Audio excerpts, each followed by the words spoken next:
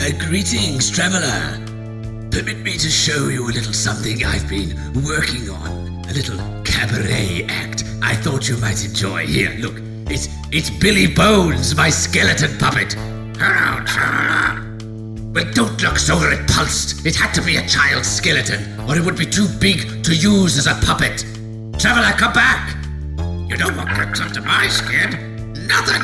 Oh, Billy Bones.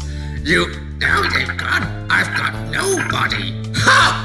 Traveller, you're missing out. Bon voyage. Ha! It's Dead Reckoning, Season 3, Episode 4. Tonight, our guest Mariam Draeger beats us mercilessly in our own game. Join us. Jed believes he has a guest on today that trumps all of our guests. And I will remind you that I brought an opera singer who can speak to the dead. Oh my God. No pressure. Quick, learn how to opera sing. And I brought my boyfriend. Because he brought someone who was at arm's length. I brought someone from downstairs. Now the question is, you mean your basement or hell? Both. He did also stop his interview early to ask if you could go for a bath. No offense, guys, but it's bath time. It's bath time for me.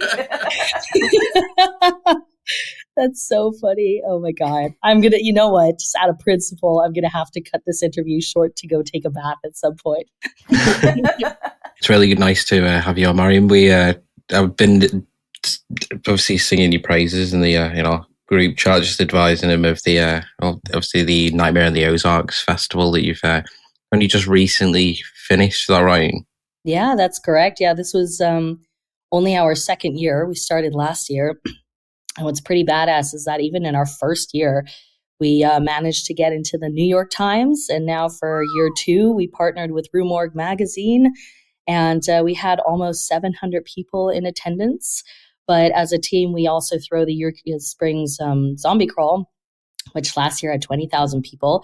The weather wasn't as good this year. But yeah, we do. We basically work with the town of Eureka Springs and just turn it into this Halloween haven. We have a few days of the Zombie Apocalypse Medicine Meeting, which is a medical conference around all things zombie apocalypse and anything related to that, then the festival and then the crawl.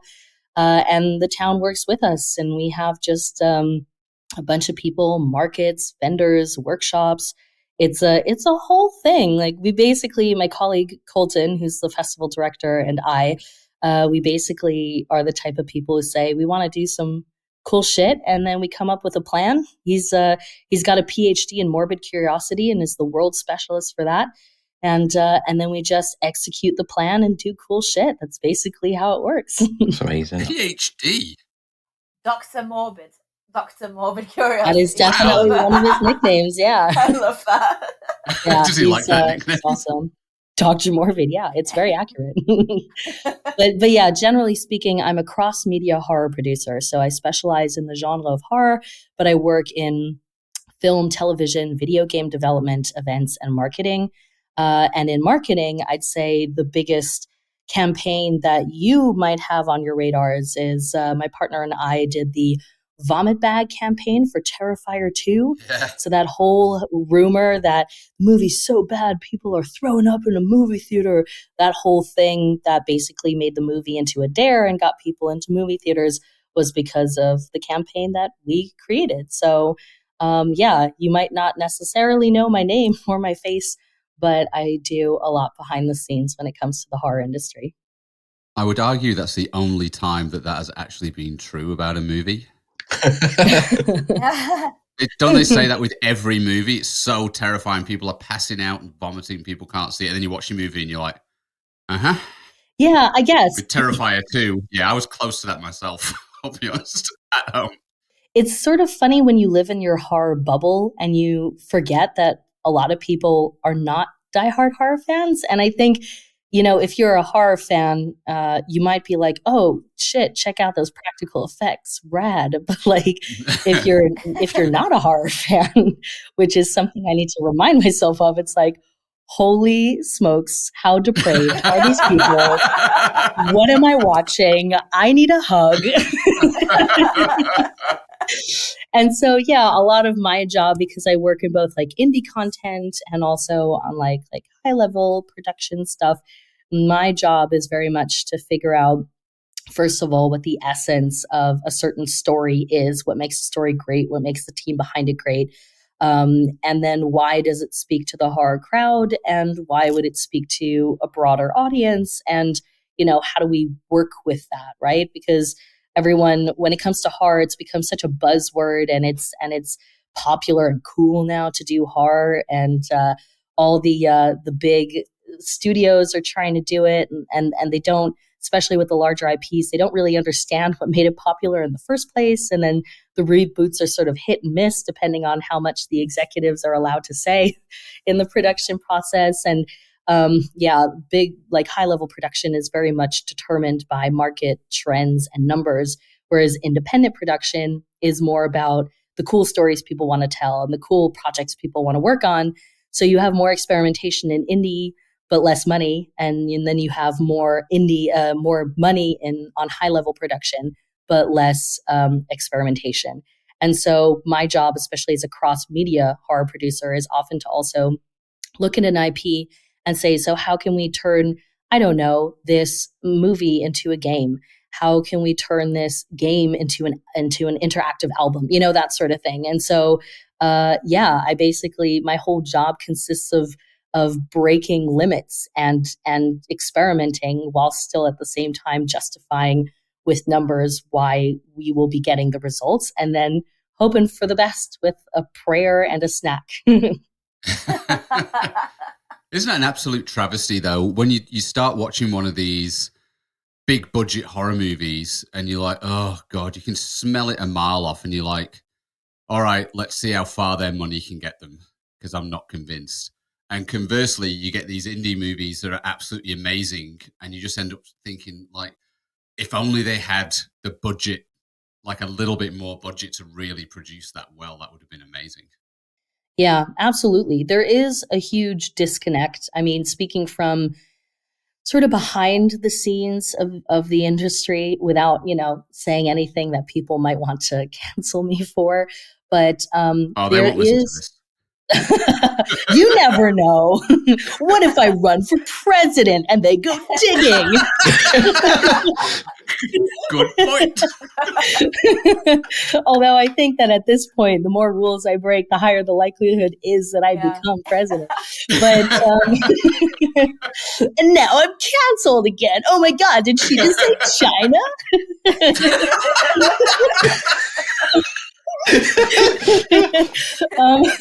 But what I wanted to say before we completely derailed, and by we, I mean me, when you look at independent content creation, there is a huge spectrum of diversity when it comes to interests. And I'm talking about like all kinds of levels, whether it's culture or trauma or race, religion, gender, whatever. You've got in independent development, because it's just about people grabbing their stuff and making the best out of it. It's a huge spectrum. But then you sort of get to higher budget projects. And the people who are entrusted with higher budgets are people who feel like they can be trusted by the decision makers. And unfortunately, people, just as humans, will instinctively bestow trust onto people who probably remind them the most like themselves. And that's why you have sort of a lot of politics when it comes to getting to certain levels. But as someone who, for example, works with some very established and high-profile people who work on very high-profile projects, once you're in certain spaces, they are lovely people. But it's because it's like being on Mount Olympus. Like no one's getting in. So it's like a safe space for those who are very influential and work on a very high level. And I don't know how I slip through the cracks with these things. I kind of just like eat my snacks and say, when's the next meeting? No, obviously I'm exaggerating. I do my job, hopefully in a minimum mediocre style, but yeah, it's really hard. And so I think for most people, when it comes to getting those budgets to make something, the most difficult part is like, how do you get into that level? Because once you're there and you're smart about things and you're really there to do your job and not for whatever other motivation there might be, then it's a lot easier. And the pressure, if you work for a company full time, is to deliver results within deadlines, which is its own game. But then you're already sort of in those spheres, and that jump is difficult for most. And I've got my philosophies as to what kind of work attitude you need to have in order to get there. It's working for me, and I speak about it quite openly. But maybe this is not the podcast. This is not a crypto bro podcast where it's like, wake up every morning, do yoga, have a ginger shot. Like, I feel like your podcast is not that kind of podcast. But yeah, it's definitely hard. But I would never tell indie content creators to not try, because that's baloney. Everyone's got a shot at something, and with hard work and luck and the right attitude, you can get there. But the problem is, because those people are not in decision-making positions and not in executive positions, that's when you get what you just described, an IP that we grew up with, that we love with, and we can sniff from a mile away that it's going to be burning trash. Because it goes through, maybe the director, maybe the people working on it love the original IP, but it goes through so many decision makers who make decisions based on market numbers that the final product has nothing to do with the heart and soul of the original story. And that's where you get those crap results. It's very much a systematic problem. It's funny that also tips over into this industry, because there are so many things on a day-to-day basis. I mean, I complain a lot. I guess I just expect better. But how very German of you. I'm saying that as someone who lives in Germany. Sorry. Oh. I'm not targeting Germans here. Sorry. I've been living in Germany 28 years. I sound American, but I promise you I'm probably more German than I am American. But go on. I was going to say one of us. I didn't want to make it sound like an insult. Yeah. Germans just love complaining. It's a thing. You can ask Germans. They will agree. I'm sorry. James would be like, you're a disorganized mess. You're not like us at all. Anyway. There are many let's things bond over the crappy weather. So sorry, you're saying. Oh, just like, generally it's products. Any product I'm faced with, I'm like, how many people did this go through before it ended up in my hand, and they didn't think of this? Yeah. And the real thing is, it's because it went through that many people that it has all these problems. If you cut 70% of them out, it'd be perfect. And that's the problem. Yeah, I dare say, if I'm like stressed, I'm just trying to think of it from the human perspective. If I'm stressed and I don't have time for anything, and I am supposed to approve something that 20 people before me approved, am I really going to give it a closer look? I don't know. I'm probably going to be like, they said it was okay. I'm sure it's okay. And also another thing that you have, and I think this is for all industries, not just the creative industry, people hate making decisions and taking ownership for the consequences of their actions. You can even be in like banks and law firms, and the question will be asked, what will we do? And literally people will just sit there in silence because no one wants to do it.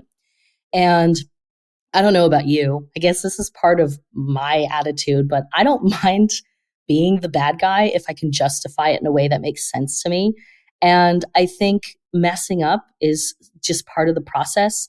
If someone messes up and owns it, I have a lot more respect for that person than if they're the one silent in the corner and then someone else messes up and they point the finger and go, well, Jeff, I mean, go figure. and I think that with a lot of these decisions, it's so much easier to say, well, the numbers told us to do this. I don't know, the doy, and then not have to carry the consequences for a decision. But the problem is, if you don't make a decision, you don't move forward. Like, you can get stuck. And so between the lack of progress and then hence, experimentation issues, and then just relying on market numbers to make all the decisions for you, it just ruins things, and so when I'm in meetings, even though I am way less experienced and established than the people I'm sitting with meetings in, I just say, okay, I suggest we do this, this, this, and that. Is that okay? Or does someone want to challenge it with a different option? And even though these people have been in the industry 10, 20 years longer than me, and I'm not being a dick about it, I'm still being friendly, but like, I don't mind if people blame me for something going wrong. I just want something to happen. And that's sort of like the indie creator in me, where it's like, dude, I've got $50 and a dream. Let's make a movie. It's like you just go for it. And it really shows. For me, it's been, especially the last year, it's been so interesting to compare the cultures, the work cultures between those two worlds, and really understand why we get the films that we get, both in like mainstream cinema and at like indie festivals like the one that I run myself. So yeah, I don't know, like, welcome to Behind the Curtains, y'all. You're in my treasure trove of secrets. I think Ruined the whole thing also for me. we're kind of like in a culture where everyone feels like they have to have an opinion on everything. And so even if they're sitting and listening to an idea or something that's developing, or it's like, I've got nothing to say. I kind of agree with everything the way this is going, but if I don't speak up, then I've not had my bit in the meeting, or I've got nothing to put on LinkedIn later, or do you know what I mean? Like this kind of, I must speak, I must be heard. And sometimes you can see where and I think I was talking about, what was I talking about last week? Oh, Escape Room. And I watched that, and there was almost like when they kick off with the straight into the action, which kind of ruins a lot of the peril in the film. And I felt like that was just someone going, what if we do this? And then everyone was like, yeah, brilliant, let's do that. And it's like, no, you should have just said no. You should have said, no, we're not doing that. It's stupid. It doesn't work. it destroys the whole sense of peril for that character. It means that we know exactly what happens at this stage. And then it's sort of, but someone just felt like they had to speak.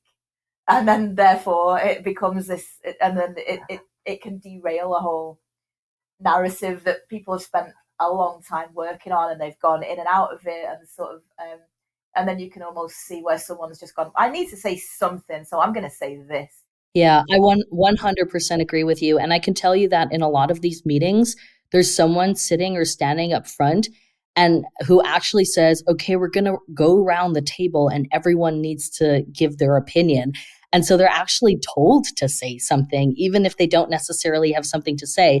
But absolutely, people feel the need to have opinions, to be heard.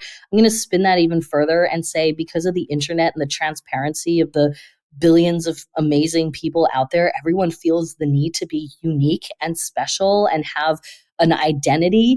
And I say this pretty openly, but I take great comfort in being insignificant and unimportant. And I know that might sound counterintuitive to a lot of people, but if you remind yourself that nothing matters and we all end in dust, it puts a lot more emphasis on like doing whatever fills you with joy while you're alive, right? And obviously life tell is my kids already that every morning. Every morning before they go to school. Don't forget, kids, you're going to be dust one day. Goodbye. You're going to be dust one day. And I say it with a smile in my face, looking in the mirror, and then I finger gun myself. You, ma'am, are dust. But it's cool because, obviously life is so hard. Like, just existing, even if you don't want to do something exceptional, just like finding money for food is like so difficult these days. And so it's like, you know what? Fuck it. I don't need to be special. I feel like going to the arcade or playing a video game with my friends, or like playing, I don't know, Vampire the Masquerade or Dungeons and Dragons. And it's not going to make me rich or famous or write history books, but God damn it, like this dust wants to have at least some fun. You know? You're doing better than all three of us. I've got an objective setting meeting at work next week. You know, one of these horribly titled, like, you must meet with your line manager for objective setting. Oh my God. And I'm like, I'm going to just say that as like, I don't give a fuck and we're all going to end up as dust. I don't want to do anything. Here's the deal. I'm going to do the job you pay me to do and you pay me to do it. And let's just shake on that.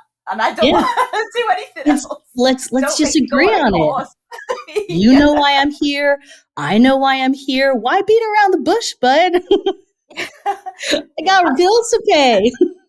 I've started asking for more and more ridiculous things. Like when they're like, go on, we need you to set an objective. I was like, yeah, I want you to pay for my master's. It's going to cost $3,000. And they're like, oh, well, we can't do that. It's like, never mind then. Worth a try. And one day they're just going to say, well, we're just going to have to do it because she's not said anything else for the last 5 years. Okay, but you know what? That's not a ridiculous thing to ask for at all, because it does, in the grand scheme of things, add value to your path, your resume, and whatever. So it makes sense that you would ask it. And that ballsy attitude, that confidence, but with something that you can back it up with, that is something. The more people I work with who are successful, the more you start to recognize patterns of successful people. Again, not to make this a crypto bro podcast, but like that attitude, it's just like, hey, pay for my master's. And they go, no, you get an extra yogurt every month. Okay. But like that you just keep trying and you don't take offense when it doesn't work out. That is like the best way to do it. So you've made the company $7 billion this year. Have a pizza party. Yeah. But yeah, so one piece only. one piece per person. People, don't get greedy now. So yeah. But horror rules. What about you? What about you folks? Like, if you could have any job you wanted in the horror industry, what job would that be? I'm a writer, so I've written a short film just yesterday, actually. Oh. I thought you were going to say, like, I'm a writer, so needless to say, I would do the opposite. I would do the opposite of do it. I would just like to do the catering. I would do the catering. I love that. I'll just do the I'll go sort out the buffet, and you guys make the film. Hey, you're a writer. You can do both. Oh my God, Freudian slip there. I was trying to figure out what the opposite of writing was. I was like, reading. I mean, you're not wrong. You got 2 of the 3 R's, Jet. The third is rubella. What about you, Paul? What would you do if you could do anything in the horror industry? Set builder. Oh, snap. Like, what are films with awesome sets that make you go, yeah, like that's the level I would want to work on? I think you're coming at it from the wrong angle. Oh. I want to drive up with the front, get the tools out of the truck, and everyone fucks off, and I build a set out of wooden stuff. That's it. That's all. And it's all just wood. It's like this, German expressionism. I can weird do angles. steel. I can do aluminium. What else could I do? I could do the lighting. I could do anything. That's cool. Yeah, I'd do that. It's funny. My wife said to me, "What?" Like we were talking about, if we won the lottery or this or that, and what would you like to do? And she has all these amazing things, and she says, "What do you want to do?" And I was like, I'd love to be just like maintenance at like an old hotel, where it's basically just go and fix things that are broken. You know what, Paul? That's just age, because I feel like that too. Like when they're sort of talking at work about, are you, you want to do this, you want to do that? I'm like, is there a job that will pay me what I'm earning now, but it's like very basic tasks that just come to a desk and I just sit on a desk and do them? Can I just do that? I'm so That just sounds like burnout to me. Y'all need a vacation. To be fair, I only work 9 months out of the year, so it's like I'm not burnout. I'm just lazy and I've got no. I'm just like, oh, I don't want to think anymore. But I love how like you're paid to do anything with the same salary, and instead of saying I'd love to be paid to, I don't know, get a massage, you're like, I still want to be at a desk and I still need a computer, but I want simple Excel sheets. You know what I'm saying? Yeah, that's exactly what I want. Oh no, I don't want to get massages. I don't like that. I'll just sit at a desk. Oh God, that must be a Northern English thing. I'm the same. Cass, like everywhere we go on holiday or every time we're at a hotel, massage, you want more? I'm like, no. If I want to relax, I don't want someone fucking touching me. I want to sit in a chair, be left alone. I hate people. In fairness, we were waiting for Kirsty to turn up on our last recording. So me and Paul were just talking back and forth, and he's like, "So what have you been up to?" "Yeah, went to a hotel for my birthday with Kath, but we just watched Bob's Burgers and then went to sleep." Oh wow, that's amazing. We also got room service because we didn't want to go to the restaurant. Okay, that's All the way down there. super cool. And you have kids, right? Because if you have kids, then going to a hotel to just watch TV and eat is a real vacation. I don't care what you say. Yeah, I love it. Next year, we're just going to send the kids somewhere, and we're going to stay here. That's hilarious.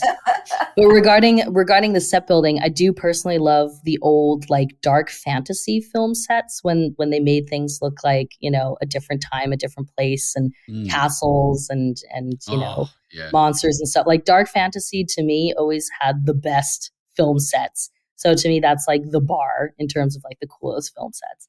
So I get how you would be obsessed with like effectively building worlds, right? That's a pretty cool task. But yeah, what about you, Jed? I've always wanted to be one of them guys who like makes sound effects out of stuff. So it'd be like, "So what did you do today?" And it's like, "I made a cabbage sound like someone being murdered." Like totally. In the Barbarian Sound Studio, like that sort of thing. Yeah, it's like if you want to like sounds or like a bone breaking, you just got to get some like a leak or something like. Well, I work with an audio team, obviously, that does that. If you ever wanted to just experience doing that for like a day, let me know and I'll bring you onto a project or something. That sounds amazing. I have a friend who runs a recording studio in Liverpool, and he was doing loads of Foley work, and it was just like a bunch of vegetables on sticks at the beach. And I was like, "Steve, what are you doing?" And he's like, "Yeah, it sounds great." I was like, "Are you sure about that?" But there was no microphone and you just accepted it. In fairness with this person, it probably was the latter, to be fair. I just imagine you. So I've got a tape machine strapped to my desk. I imagine you sitting in front of the microphone just doing like mouth noises and being like, "This is a woman walking. This is a person dying." They just get Frank Welker for all that, don't they? But no. Frank Welker is the dog in everything. I did look into that as a legitimate career once. And then I watched a documentary or something I watched about it. And it says, and for those who are interested in getting into the Foley career, and it just showed these people who do it. And it's like a couple who've been doing it for like 60 years or something. And they're like, when they die, the next people can do it. Yeah. And apparently all these people who work in Foley, they just do it their whole lives. And there's just like generally like couples or something. But they do it for like 30, 40 years. There's no way in for new guys is basically what I'm saying to me. Yeah, I mean, unless you work with indie, again, people need Foley all the time. I mean, you can buy libraries, right? Sound libraries, but it's not the same as custom making it. Certain things you have to custom make. It's like you have like someone walking on gravel. It's just like pouring like a bunch of rice into a bowl. It's like, how did they find that out? When you see them, you're like, how did you think of that? Like at the grocery store, just snapping random vegetables. I bet they're banned from like their local co-op. God, does it sound like a bone? No. Okay, what about this one? Get out! No, get out! Stop touching the produce. So you need to buy the whole pack now, man. You bought it, man. Man, just get out. Well, it is that. It's always the craziest, most outlandish. When you're watching it, and they're like, "Oh, we needed a sound that sounded like the Terminator or like robot walking over the skulls and things like that." and you're like, oh, so what do? Just put some like peanut shells down or something and roll something over them. And it's always, it's never what you expect. It's always something absolutely wild that you're like, how did you know that would make that sound? Do you know what they use sometimes for what the sound of book pages turning, which I found out recently? There's a musician called Cosmo Sheldrake, and he's a bit of a weird druid. And his brother is like a mushroom. His brother, yeah. His brother, well, his dad is a parapsychologist, and his mum's a vocal teacher, and his brother is a mushroom scientist. What? He had this. Fuck, I want to go to that Christmas party. I know, best Christmas ever. I bet they've also got a sister who's just like in HR. The black sheep of the family. Oh, she's just a lawyer. What he puts on his music is he puts microphones by mushrooms that are growing, that his brother is growing for his work. And then he puts that into the track. And I was listening to this track, and there's this weird, like, I was like, oh, it sounds like pages turning, and it's actually a mushroom growing. Just like, and they apparently use that because book pages don't sound like book pages. You got to tape a bunch of cats together. Yeah, exactly. It's that kind of idea of like, oh, you've got to use mushrooms for that. You've got to put a microphone by a mushroom for like 6 months to let it grow, and the sound of it growing is what a book page sounds like. Dude, you have like one scene. Sounds like an album that you would get off Andre 3000 from Outcast. Now that he's just like gone completely off the rails. Concept. I think like a bunch of people turned up to watch the gig thinking it was going to be Outcast, but it was just like a bunch of woodwind performances.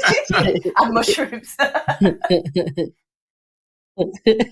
That's like such a weird concept. I'm sorry, but my head is just taking me to a concert hall, and then there's just mushrooms on the stage. But you can't make any noise during like the entirety of it growing. Can you imagine if there was like any rumble or anything? It would ruin everything. That's a dog coming in, or like a train going by, or someone coming in to clean the lab, and they're like, yeah.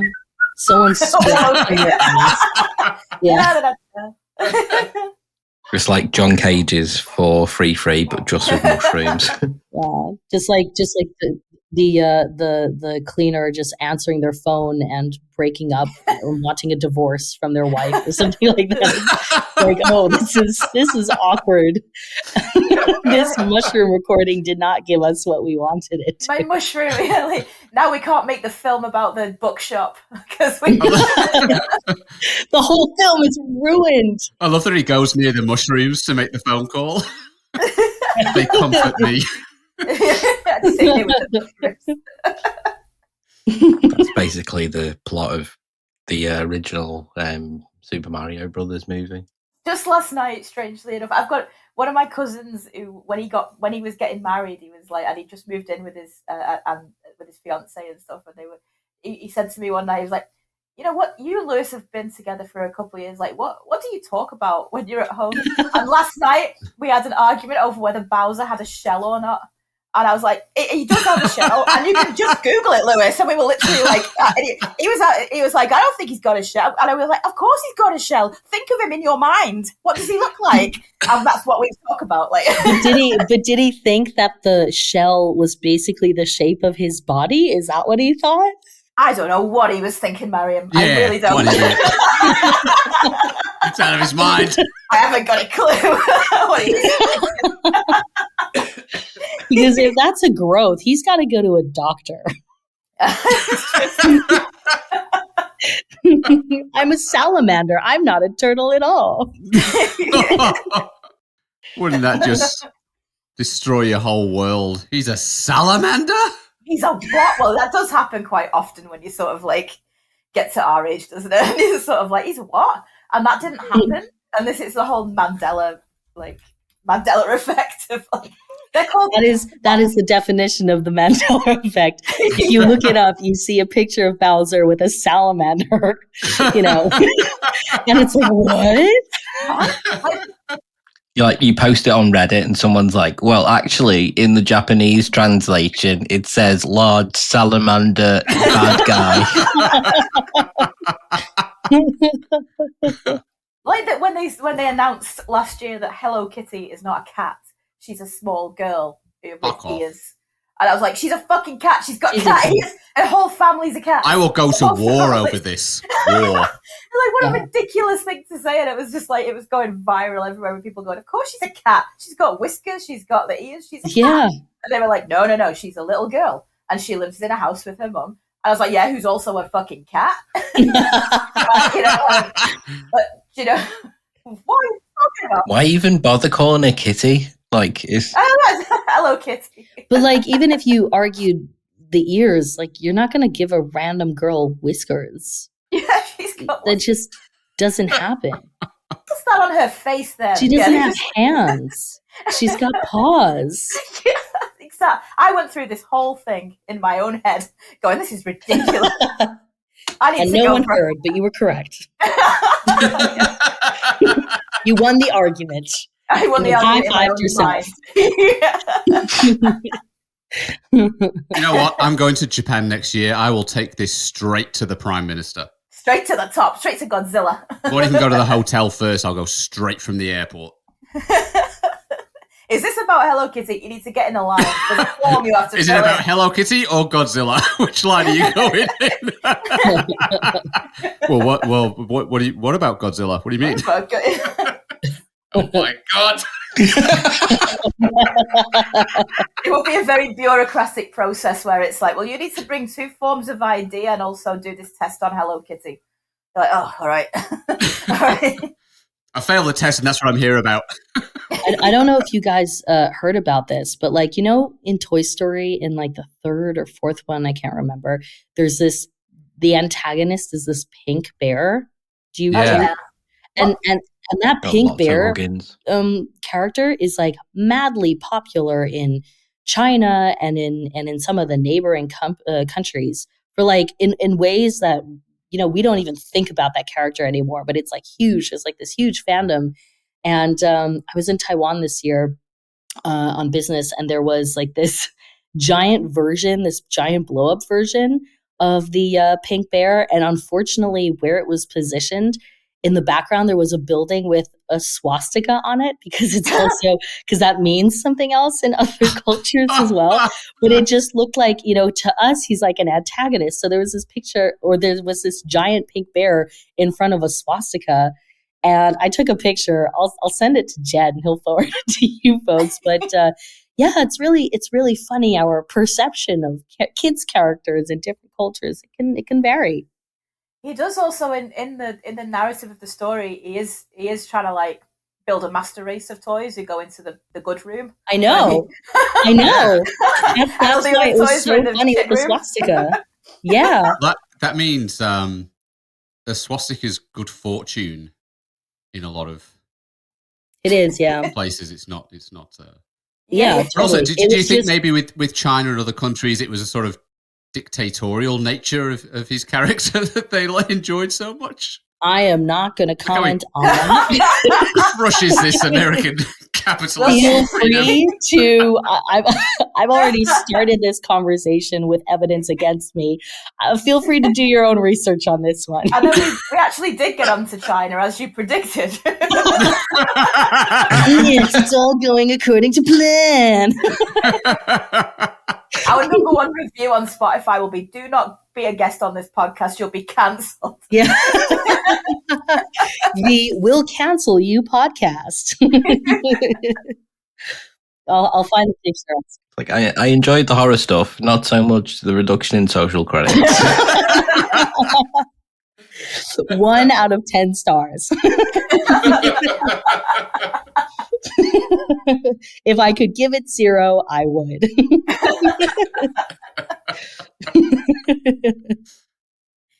That's a good tagline for our podcast. Give it 0, I would. Oh my god! Yeah, man. Just in regards to the Nightmare in the Ozarks, I did have a look. That's horror.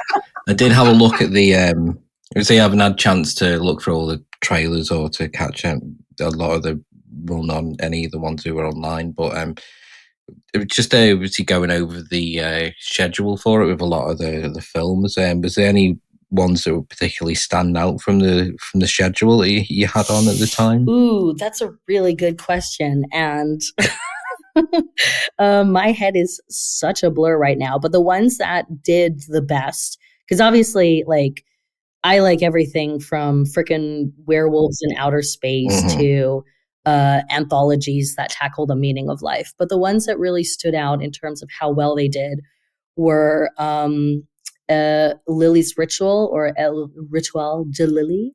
That one had amazing practical effects. The first half was a bit of a slow burn, but then it really picks up and the practical effects are just incredible. Then there was another one that I thought had serious mainstream potential, and it was sort of horror elements to a thriller. And that one was called Catch a Killer. That was really great. And the actor in that, I believe his name's Sam Brooks. He won best actor. And with Lily's Ritual as well, that cleaned up. That got like 3 or 4 trophies for all kinds of stuff. So those two were great. There's another film that's out. It depends on your taste. It doesn't have distribution yet. It's not out yet, but in the festival circuit, it's done the rounds for the last maybe year or so, called Cheryl. So just to talk a little bit about what these films are about. So Lily's Ritual, I'm just bouncing around. The ADD is strong in this one. So Lily's Ritual is about a group of girls that go out to a house in the middle of nowhere. It's a Spanish film. And they want to perform a ritual. Little does the one girl know that the other girls are planning to sacrifice her for this ritual. So that's the premise of Lily's Ritual. For Catch a Killer, it's about a young, crime scene cleanup guy who used to be a police officer, but due to an unfortunate event, sort of lost that job and is cleaning crime scenes. But he believes that some of these really gruesome killings that have been happening lately are all tied to one serial killer. And he's trying to collect evidence to bring to the police because he doesn't feel like they're taking it seriously enough. So that's that one. And then with Cheryl, it basically starts with a couple that are serial killers together and they break up. So the guy breaks up with the protagonist, Cheryl, and she basically needs to go through what we all know when you go through a breakup, like, who am I after this? And what do I want to do? But, am I still a serial killer? And if yes, what's my style? So it's basically like a good for her post-breakup movie, but around a serial killer. And that's also a horror comedy. That was super fun. Just a whole bunch of other stuff. I mean, The Driftless won audience favorite, and it's an anthology, very high quality anthology that is both like spooky sort of folklore horror to like, it's very folklore horror heavy actually. Yeah. The great quality, The Driftless, highly recommend as well. Like I said, one audience favorite. So those were like some films that really stood out in terms of the rating, and one that's definitely worth mentioning. So we were the first festival in the world to this year use smartwatches to measure people's vitals whilst they were watching the films and actually have them vote through their bodies for the physically scariest films. And no festival has ever done that before. And we partnered with a company called Scream Score and did that at our festival. We were the first event they ever did. And so beyond what everyone voted, we could also see what made people physically uncomfortable, which is a really interesting experience because a lot of like the slashers and stuff that are probably just on paper on the scarier side, you could see that the audience relaxed and their heart rate went down. So horror fans do tend to relax during horror films, which I find super interesting. There's a lot of, theories as to why. Particularly slashers relax people a lot. But the film that sort of got an okay rating in terms of what people were voting for, but physically made people really uncomfortable was a film called Duba Duba, which you might have heard from the festival circuit.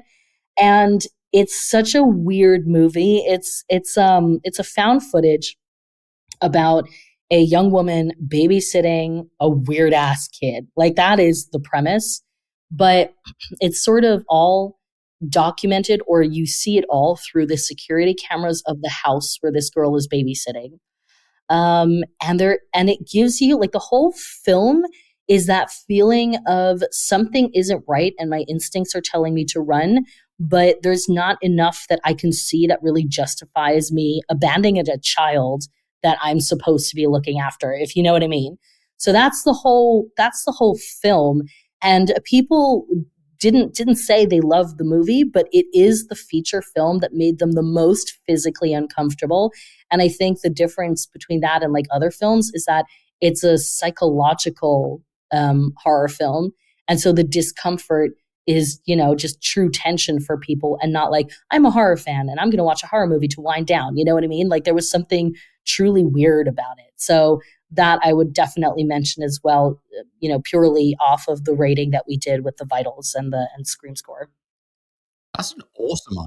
One of the films I was really keen to see on the run was We Put the World to Sleep. Yeah. Because Adrian Tofay, like, I thought I knew when I saw the advert for it, I couldn't believe that he'd actually done another film, because there's a film in 2015 called Be My Cat, a film for Anne, and it's probably one of the most just bizarre films I've ever seen. Like, it kind of runs like found footage, but it kind of looks like it's like one of them videotapes that like the police find after a stalker's arrested, because it's just so weird. He's like trying to get Anne Hathaway to be in his film, and he's like, it's like after she was in like The Dark Knight Rises, and it's so weird. And like the trailer for We Put the World to Sleep is just like two of the actors just in a room surrounded with like posters of people's faces, and like it's like serial. I think it's like Richard Ramirez's face on like loads of posters. And they're just like stroking his face and talking to the camera, and he's got like a wig which is like a bald head with like long hair on the back. It's and not he's a wig. Like, it's totally, I can tell you a whole bunch like about that movie. So I'm glad you brought that up, because Adrian and his wife Duru, who are the two people in the film, wonderful people, so lovely, but they're method actors. So for the entire duration of making this film, they were in character. That was I think like 6-7 years, something like that. It was really crazy. And, I do a lot of Q&As and interview these people. And I asked him how that was for his psyche, and in particular for him.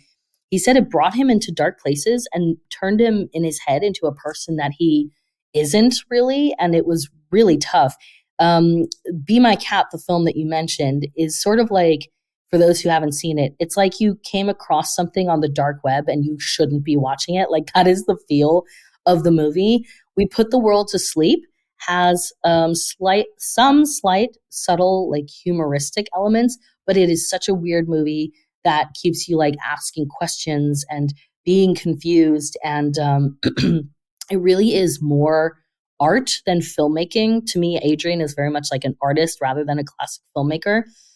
Which when I told him, he also like, he was pleased to hear that and agreed to a degree, because he knows his process. It's the spiritual successor to Be My Cat. And there's going to be a third movie as well. It's really funny. So Adrian is huge. He's like, I don't know, like maybe over 2 meters tall. Like, he is a really tall guy.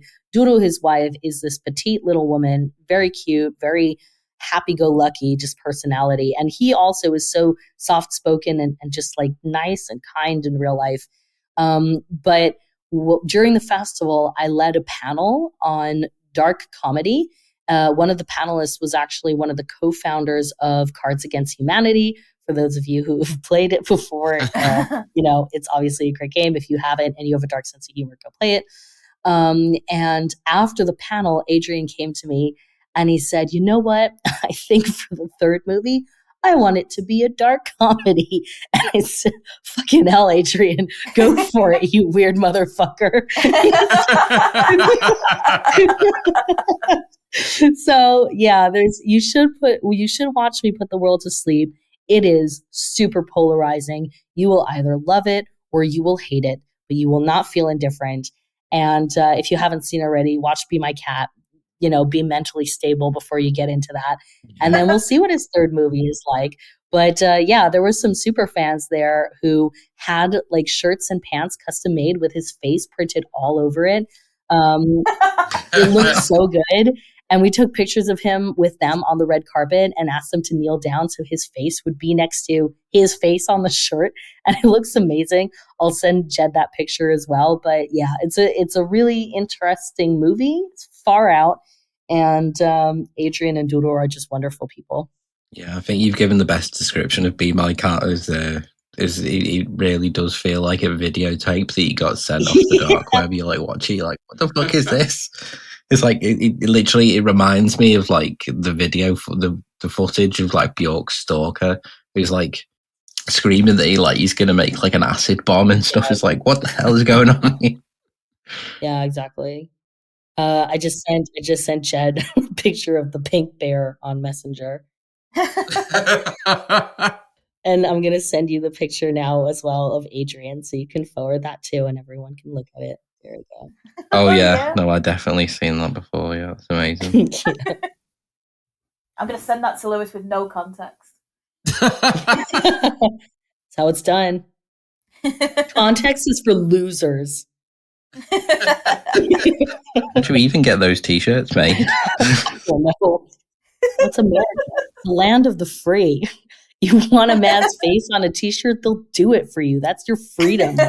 Hey, you know what, Jed? You should ask Kath, because she meant well, but for Christmas, she presented me with a t-shirt covered in the face of my dead beloved dog. I was like, oh. Was the picture at least of a picture of the dog when it was still alive? Or was I feel like that makes a difference. Pictures of the car that ran her down. No, she was. No. Just the tongue sticking out, the eyes rolled back. And it just says like, cheer up or something. Again, when we were waiting for Kirsty to turn up at the last recording, we were debating what her tattoo was going to be, and I went to Paul. I was like, "If it's a portrait of your dead mother, then you can't be angry." It's like that's what it is. She then was like, "No, it was a Pokemon with a Day of the Dead face." Fucking obscure Pokemon. I've already got a portrait of our dead mother on my arm, though. Do you not know that? I did not know that. No. Oh, I've already got a portrait of Mum on my arm. So I thought next, Duskull, as if he was going to a Day of the Dead party. You didn't try and get him to do Duskull over Mum's face or anything? Well, is that in poor taste? Mine and Paul's Nana just passed away a couple of weeks ago, and I also thought a nice memorial tattoo, because she used to dye her hair orange. I'll have a nice little orange Duskull head. And that'll remind me of her. A nice memorial tattoo. Nana's favourite Pokemon. Her favourite Pokemon. She did suffer from dementia, so I was like, Nana, what's your favourite Pokemon? Is it Duskull? And she'd be like, yeah. Great. She said it. You heard it. It's official. Everyone heard it. You know what, Kirsty? I'm not liking the ways in which I'm finding out my hereditary illnesses in our family, to be honest with you. Oh my God. Brain and heart, no one needs those. It's just a pump, isn't it? I can make a pump. I only have one of those, and I'm doing fine.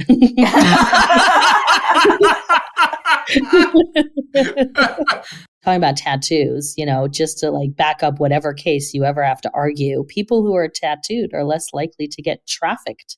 So there you go. Yeah, that's why I did it. I'm very traffickable. I'm small and weak, so my age and hideous ugliness keeps me out of trouble. Whenever someone wants to, assault you, you just flash your grandma's face at them, and well, it's because tattoos are recognizable, so they prefer people who are not tattooed, because if they're somewhere, then it's harder to describe what they look like. So, yeah, you're protecting yourself. And mine are very recognizable. very recognizable. I'm in a bit of a catch-22 because the only tattoo I have is a barcode on the back of my neck. This is my worst nightmare and their best situation. The trafficker give you that, Jed. Okay. Let's laugh about human trafficking.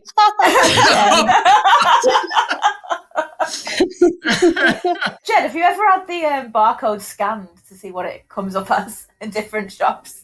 Because I would love to do that. That'd be amazing. You could just go and do it yourself now with those self-scans. Frozen peas. Banana. Crackers. For the record, I don't have a barcode tattoo. That was just a bit. I fooled you again. The most interesting thing about you is made up.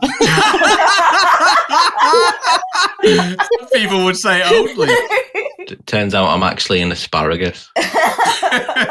And not even like a good one. One of them like reduced stickers. Oh yeah! Imagine if you got it scanned and you were like those, the ugly carrots that they can't sell. They call them like the odd bunch or something.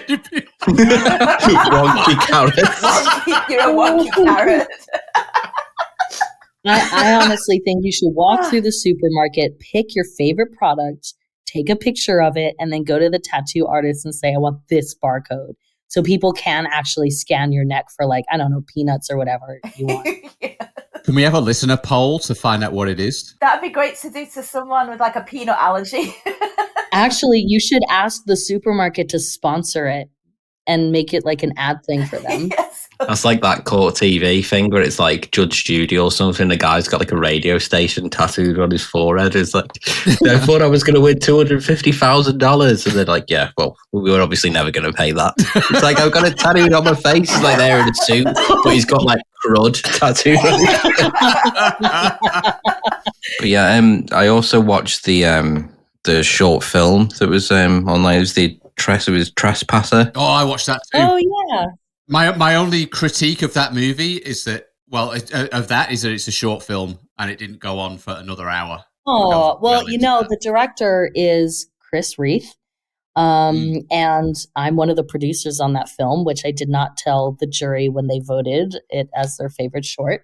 It's on the and credits. Chris, yeah, I know, but they didn't know. You watch like 20 films to like vote on them. You're not going to be reading the credits. No one does that. And that's the opposite of writing. Okay, calm down.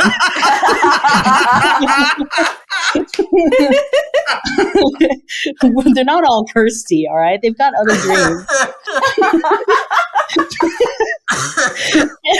Anyway, Chris and I are actually working right now on a concept to make a feature. It won't be the story from Trespasser per se, but it will definitely have that style.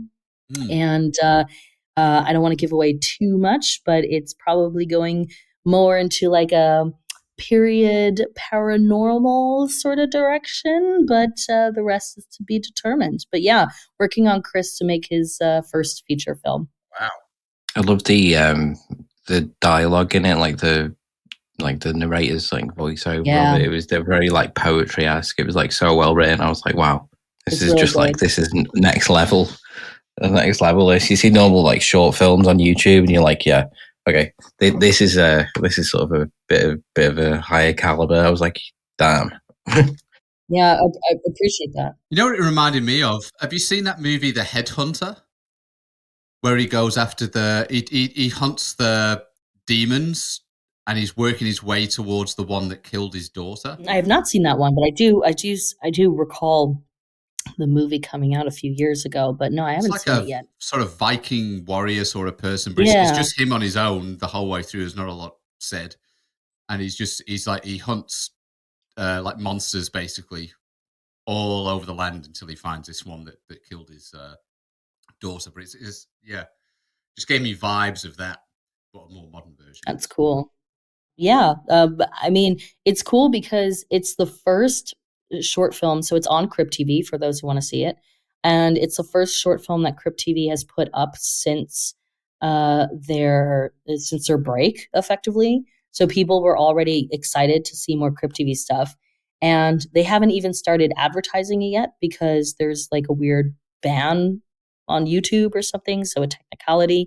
But even without their advertisement, it got like well over 40,000 views, I think. And it's doing pretty well. And that number just keeps going up.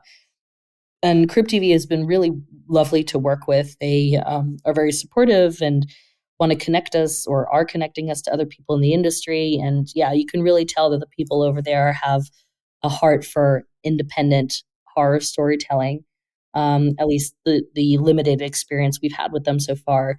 But yeah, getting that short film out there is when you're a filmmaker and you make these short films, like what's the point of making a short film, right?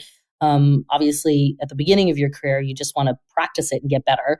But eventually you're good. Like if you see this film, Trespasser, that Chris did, you can see that Chris obviously knows his stuff. It's beautifully shot. Like above all things, it's just a gorgeous film. And even though it's quite lengthy for a short film at like 16, 17 minutes, it goes by pretty quickly because you're just taking in the environment the whole time. But it's a great way to just showcase your skill and, you know, work with a team for the first time that you want to work with long term. And this was also the first project that Chris and I worked on together. And we've worked on multiple projects since. And it's, you know, great. And I'm sure he's going to have a fantastic career, and we have a lot more ahead of us as a duo as well. But yeah, I appreciate your kind words. I'll pass them on, and he will cry because he'll be so happy. Sorry, the host of what podcast said this? Don't look it up. Basically. In the episode about human trafficking and swastika? It was a human trafficking episode. How many stars has it got again? Like, we have talked about everything in this episode. I don't, like, what are you going to call the episode? What's the theme? Just like a talk with Lady Mariam? Is that... and then everyone's going to regret it instantly. I don't know if you've seen any of our other episode titles, but they can be pretty bizarre, to be honest. Oh my God. Well, this one is going to be a treat to name, so please don't ruin my career. Wink, wink. It's usually Paul at like 2:00 in the morning, just like rushing to get it out. Just like, okay, what did they say at the end? Right, so we need to end this on something really sophisticated, like a statistic or a quote or something like that. No, in the words of Gandhi.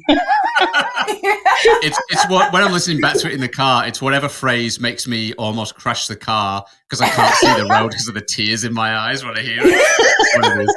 That's what wins it. Reading is the opposite of writing in today's episode. Could be. Jed's on top as well. I was saying to Jed, we should have an award for like who gets the most quotes to be episode titles, but Jed's just so far in front. I was like, I'll just buy something. I'll just lie in wait. I've got a pre-list. How can I get the words singing?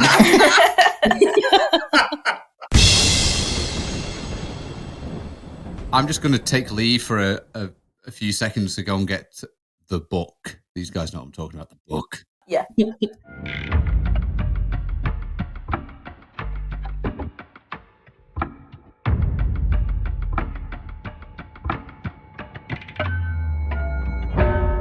So, like, what cavern is Paul retrieving this book from? I know, yeah. Where's this book gone? Like, he's supposed to keep it with his podcasting kit.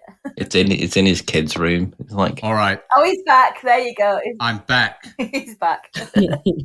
Or I'm back with grave news. Oh no, we're not. Oh my God! The Would You Rather book has been stolen. No. Or misplaced. Yeah, possibly. Which is more likely? Stolen. I feel that we don't want to use that tawdry publication for Mariam. I found some other questions of a similar vein. They are just as bad. Hey, this is a good one. Well, no, it's not really. An emotional roller coaster. This is the conversation we have every single week, by the way. Like, oh, this is terrible. Let's not ask this. Oh, we better ask it. There's nothing else to ask. Here we go. Are you ready?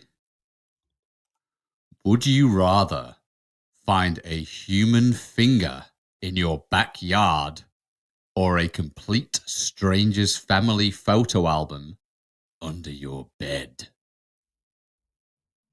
How long have I been living at the location with this It bed? doesn't specify. Well, you specify.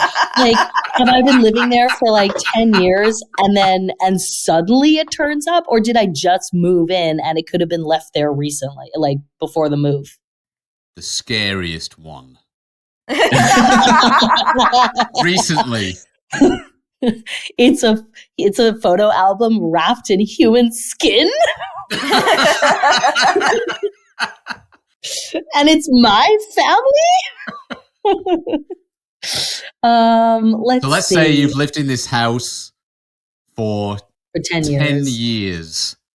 A human finger in the backyard or a stranger's family photo album under your bed.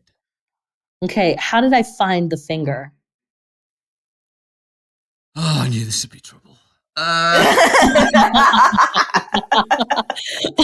You were digging to plant pumpkin seeds.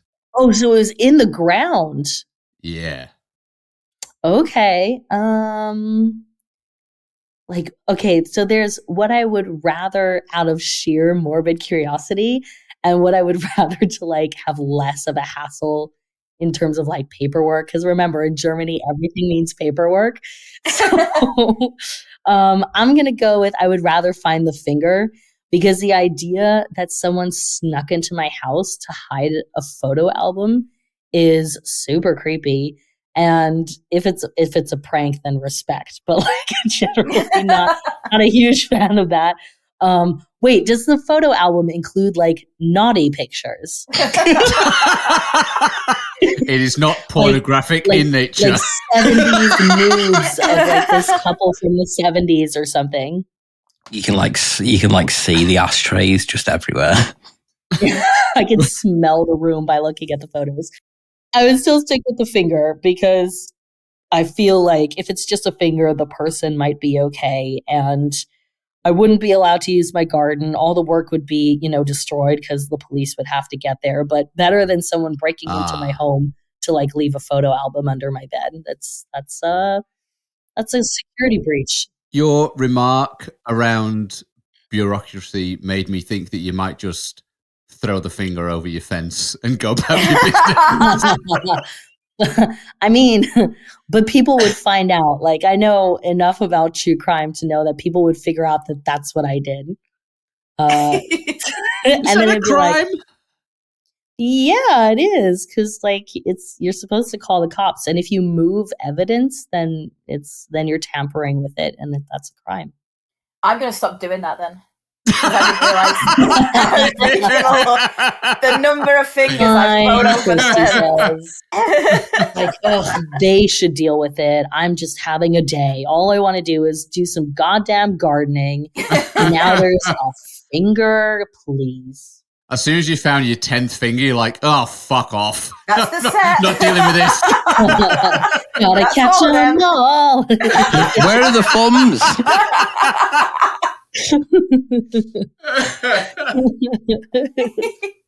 So yeah, there's me. I don't know. Do you traditionally answer that one as well, or is that only for your guest?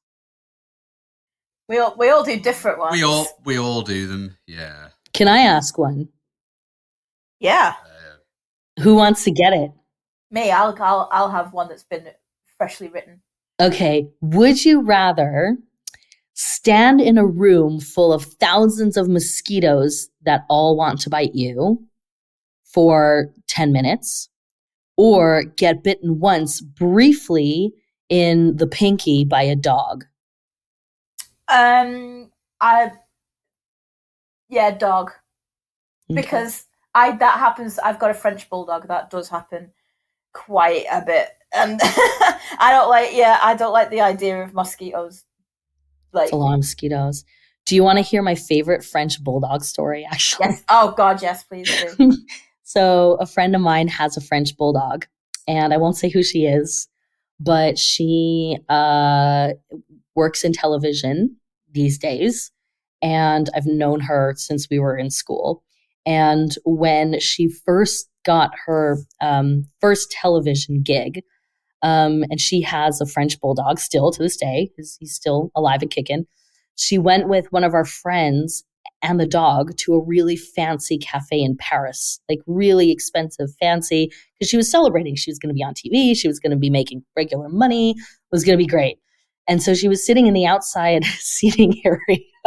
Oh my God. I can't believe I'm telling this story in a podcast, but it's so damn good. And suddenly the dog starts going, and this poor little guy just vomits a used thong in the middle of this fancy Parisian cafe because she had obviously left it on the ground and he swallowed it but couldn't digest it. And she and her friend were so embarrassed that they immediately had to leave. But that is hands down my favorite French bulldog story. That would definitely happen to Kiki because she destroyed a hat last week, a straw hat. She just found it and destroyed it. But my my manager at work recently was off sick, and when we found out she was off sick, she'd been knocked down the stairs by a French bulldog, and she got injured, but she almost died because she had a blood clot in the injury. And I was just like, that is so on brand for French bulldogs. It's like knocked her down the stairs, and then like she had this injury, and then she felt really weird and went to the hospital and was like, I feel strange. And then when the doctor looked at her, they were like, oh shit, like you need an operation now. Stop eating. Don't eat anything. You're having an operation. Because like at any point, the massive blood clot on this injury could have just travelled up to her heart and killed her. And, was she eating at the consultation? She was eating a chicken leg at the Stop eating! Put that down. Put that donut down. This is serious. Ma'am, your blood clot. It's like, yeah, that's why we don't let our Frenchie use and operate the stairs, because like she'll just come down them like a bullet and just knock you down. So yeah, they are such an odd. I love the idea of the French. I've been to like fancy restaurants in Paris where you're just fucking terrified to do anything. Yeah, and like like the dog, just that little.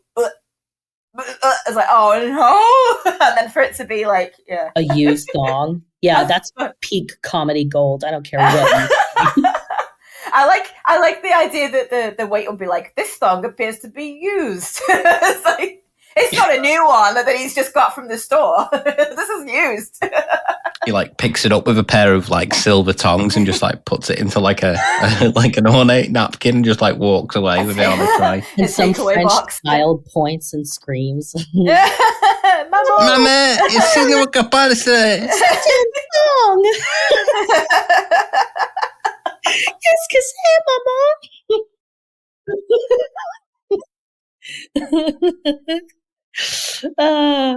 Anyway, what are the other would you rather questions?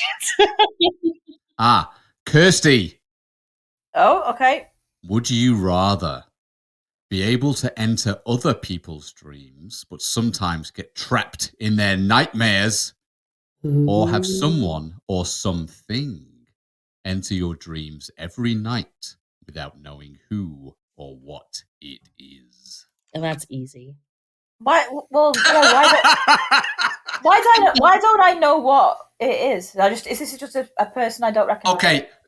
I'll say this once, and for a final time, all I know is what I have read to you. I have no background on these. I'm explaining it to you. I didn't write them myself. I think it's like, I don't want to be trapped in someone's nightmare, so I'll just say, yes, I don't mind if there's a stranger in my dream. There very often are strangers in my dreams, and I just let them be, you know. I'm just like, hey man, who do I know you? And it's like, they're like, no, I'm probably like, you've probably bumped into me or had a very short conversation with me like 10 years ago, and I'm still trapped in the. I think that it suggests it would be slightly more sinister than that, but. Well, you and just said there was no night. additional information. Well, I've made a friend then, haven't I? I've made a friend. Also, someone's worst nightmare could just be like a minor inconvenience for you. It's just like having to say a really long line. It's like, oh, well, this is quite annoying, but it's This is not terrible. the shade of beige I wanted for my wall. Yeah, if I could enter like Lewis's nightmares, that would just be like you've been asked to go to a party. Oh my god, that's my nightmare right there. Oh, I don't jeez. have to deal with it, How do I cancel? You can never cancel. You've already told them that you're in town and you're available. Now you're regretting it. So I'm actually a lucid dreamer, and it happened like completely overnight. And basically, since then, every single night I lucid dream. Like I don't have non-lucid dreams anymore. I'm just constantly aware. And so, as a joke, I tell people if I spend the night at the same place as them, that I'm going to try to get into their dreams tonight. And when I am successful, we obviously chalk it up to coincidence. But my friends hate that I say that, and I will stand by it. So I would definitely prefer experiencing other nightmares than having someone enter mine. Paul, have you got one for Jed?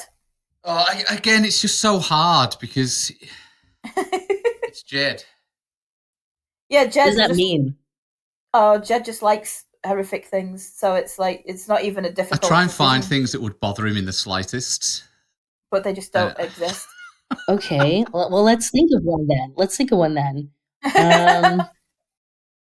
Would you rather be caught in an underwater haunted house that you knew you were going to die in, or be captured for a full year in a torture chamber that you would survive but had to stay alive in for a full year? Ooh. That's a bit of a difficult conundrum right there. We found Mariam one. does podcasts better than us, doesn't she? Delete the episode. Delete the episode. It never happened. This stinks of let me show you how it's done. 1 hour, 33 minutes. I did once get stuck in a storm drain like years ago.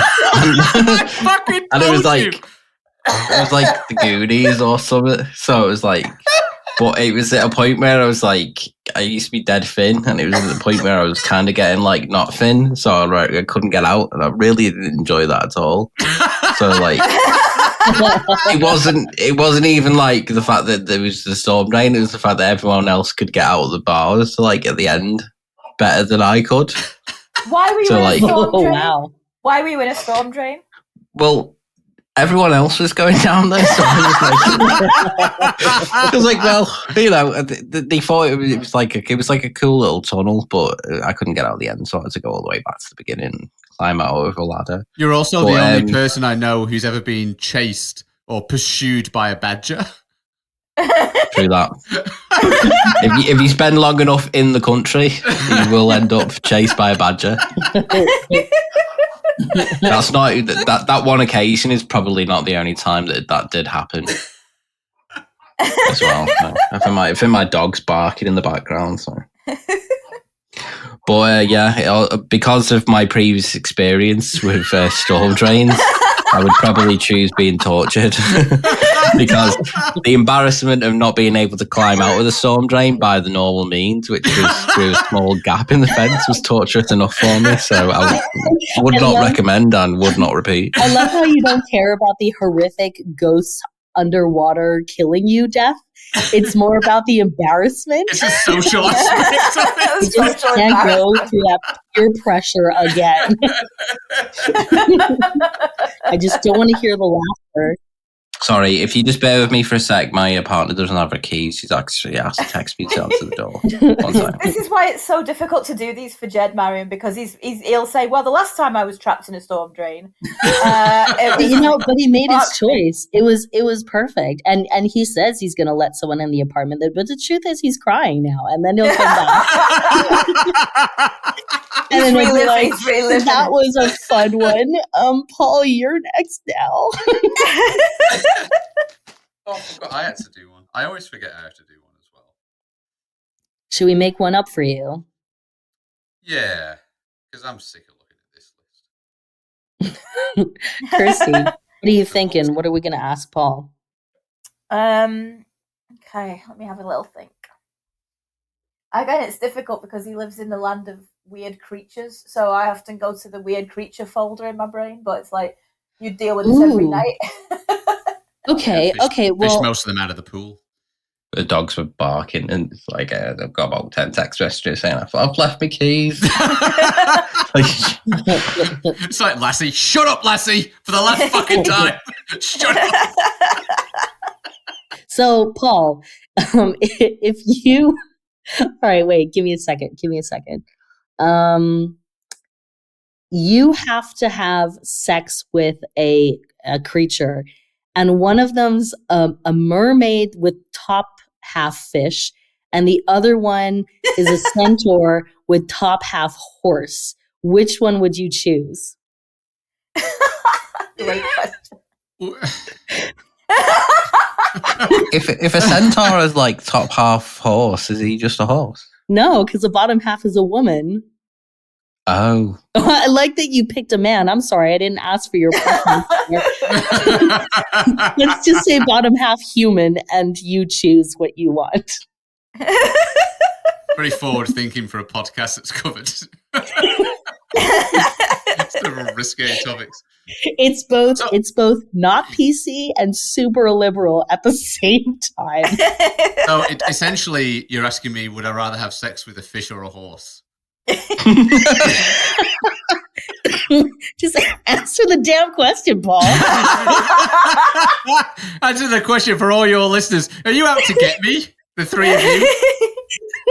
This will teach you not to lose the book that I got you for Christmas. Yes, I suppose, Kirsty, it would. I will go the mermaid option because it's easier to explain. What is it? Is it And now? that's a long bow to draw.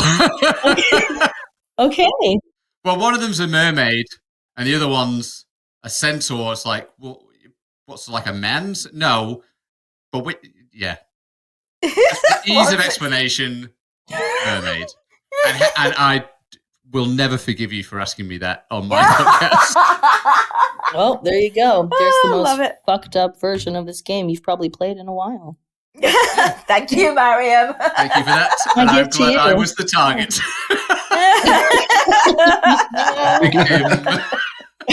Only because Jed has been in a similar situation as his video model. And he didn't pick the scarier one. He picked the one that wasn't embarrassing. I fear Jed could have answered my question quickly from experience. Centaur.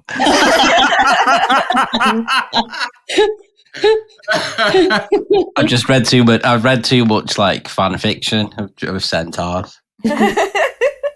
Like Percy Jackson and the Amazing Afternoon. Percy Jackson and the Afternoon Delight. Oh my God. That's yeah. Wow, this is I've never had a podcast episode like this before. You folks are great. We're clearly doing it very wrong. Never have I ever. You're definitely fighting the mainstream. I like it. Not Please good, use is that, it? use that as a pull quote. Just like, I've never been on a podcast like this before. Fighting I the like it. mainstream. We're trying to be popular. It's like Oh, we're never going to be popular. it's like when Tina Fey said when they were producing 30 Rock, they were trying to make Friends, so they got it so badly wrong. That's amazing. I know we really appreciate you coming on. It's been an absolute blast. The pleasure. Yeah, this is All just mine. going straight to tape. I'll just take out Straight to tape. silences and coughs, and then that's it. Print. I have to edit out this weird thing. You're answered once again. Little bit of editing. Hey, Paul, here's your would you rather.